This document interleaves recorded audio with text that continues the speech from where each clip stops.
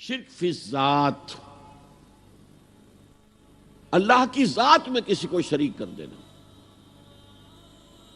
یہ بدترین شرک ہے، عریاں ترین شرک ہے،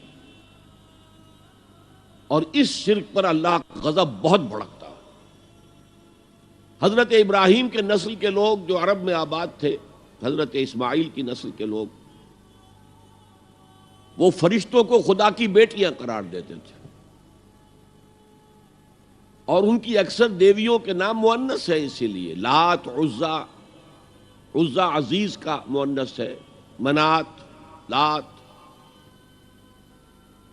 وہ یہ سمجھتے تھے کہ یہ فرشتے ہیں اور فرشتوں کو اللہ کو بہت بیٹیوں کی طرح عزیز ہیں، یہ اللہ کی بیٹیاں ہیں، یہ ہماری شفاعت کریں گی اللہ کے ہاں۔